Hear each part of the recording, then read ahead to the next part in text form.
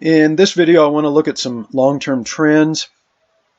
So, over the last 20 years, the Fed has stuck to this monetary policy, cutting interest rates to zero or near zero and holding them there too long, and it has consistently produced one bubble after another. It seems logical to me to expect that since they are continuing that policy, that we should probably get another bubble or a couple of bubbles. So you can see what happened here in 2000. Greenspan kept rates too low, too long, created a bubble in the NASDAQ. The bubble pops, we have a recession. They return immediately to that same game plan, cut rates to near zero, hold them there for several years. Money's too cheap. It creates another bubble. This time it's in the real estate markets. That bubble pops. The money flows into the commodity markets, focusing on energy.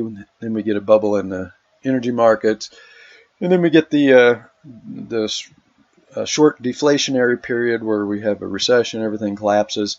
The Fed returns again to that same policy, cutting rates to zero, and they've held it at zero for 7 years, 5 years, I guess it was, almost 6 years, and now they are very slowly starting to raise rates. So they're repeating the same mistakes over and over. It stands to reason that if they keep doing the same thing over and over, they should continue to get the same result, and I think it's pretty clear that they are going to get the same result. I think the stock market has started its final bubble phase. So you can see here, before a bubble begins, we usually have a very scary shakeout. In the last bubble in 2000, the shakeout was the 98 Asian crisis, long-term capital management. The stock market had a severe correction, came down, tagged its 200-week moving average, and then that was the springboard to launch into the final bubble phase. Same thing happening here. As we started to roll over into this big correction in 2015, 2016, many people were calling this the beginning of a bear market. I was one of the few people that knew that was incorrect. This was never going to be a bear market. Bear markets almost always start as a left-translated multi-year cycle, and you can see here that this multi-year cycle in the stock market was extremely right-translated, not even close to being left-translated. So this was never going to be a bear market. It was just going to be the correction to come down, test the 200-week moving average, and that would be the springboard for the bubble phase to begin. And it's pretty clear that it has begun. So I think we're going to follow the same path we did in 2007 into the top in 2007 and then 2008. And by that I mean when the bubble in the real estate market topped and then started to roll over, it took the stock market with it. And then as you can see this here, if you remember, we had a big kind of a semi-crash in February when the Shanghai market had I think it was a big 6% drop in one day. That was followed by a big move down in the U.S. stock market. This is when the banks topped, and then we started this megaphone topping pattern here. Another move to new highs. Big sharp correction comes down to test this low. That was a sign that something was wrong. And then the double top.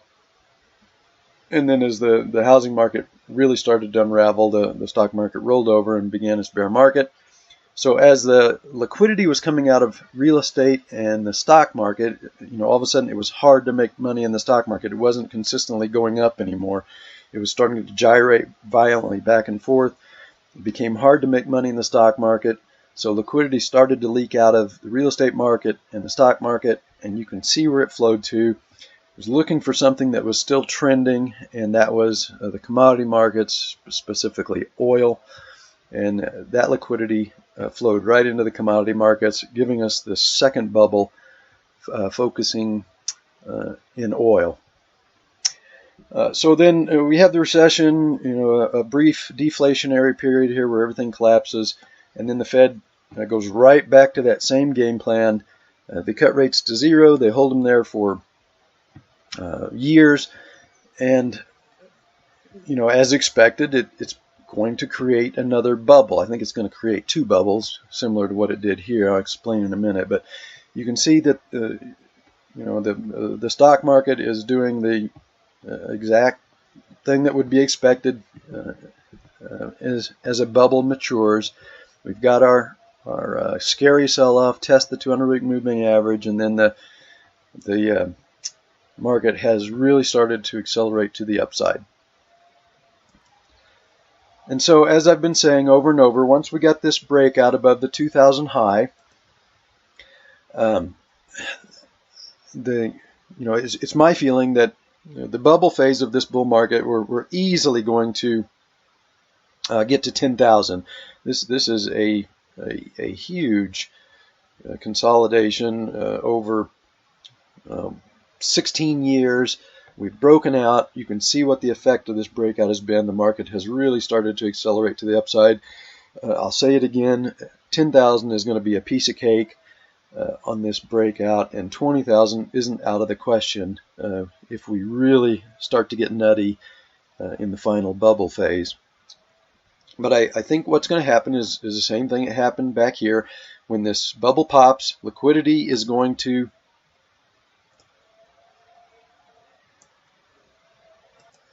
let me center my screen here. Sorry about that. But I think liquidity is going to flow out of stocks and it's going to flow into the commodity markets. So now let's look at the commodity markets.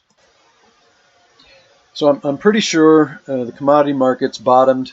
Gold bottomed in late 2015. The CRB and energy bottomed in early 2016, along with the 7-year cycle low in the stock market.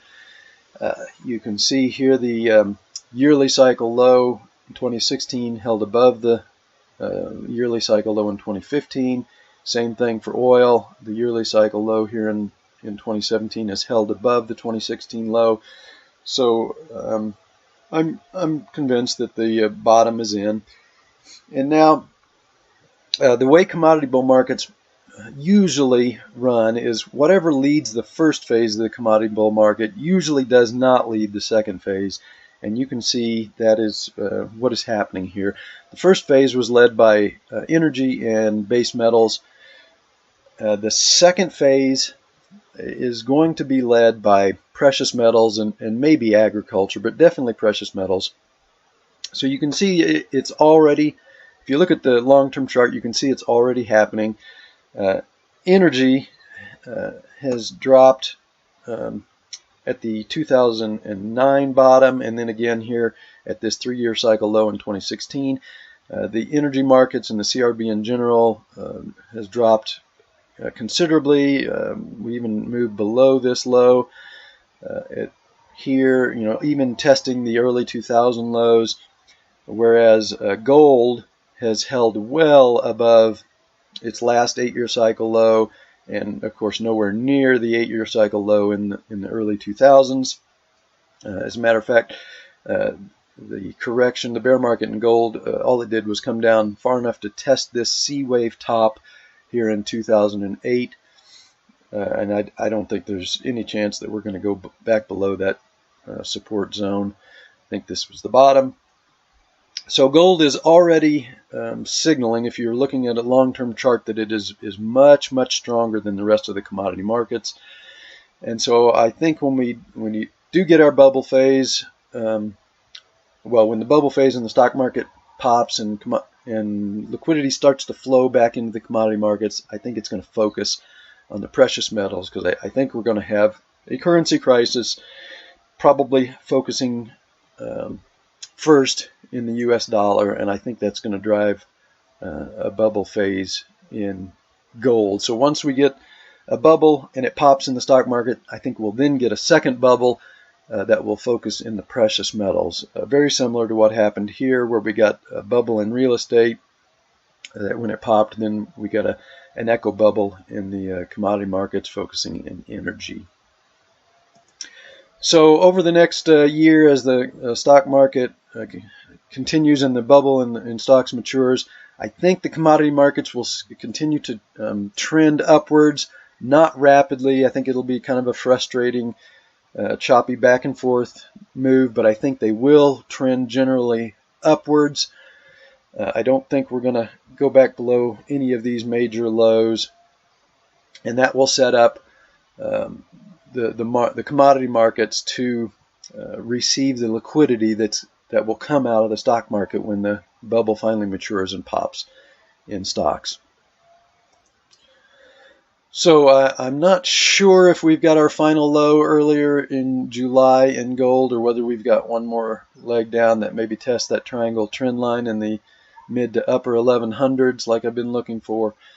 Coin toss on that one, but I don't think there's any chance that we're going back below this low that we put in late 2016.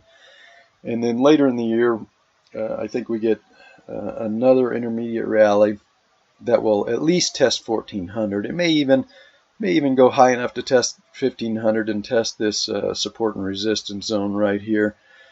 And once it does, then I think we have our final confirmation that the bear market is over and that we've started another bull market in gold, and that we're just kind of stuck in a basing phase right now. Same thing with energy. I think we're just stuck in a basing phase that's just not getting a lot of upward momentum, because the upward momentum is focusing on the stock market right now, and probably will be for the next 6 months to a year. So commodity markets, while they should be generally trending up, I think it's going to be a slow move, while the stock markets trend aggressively and maybe even violently higher.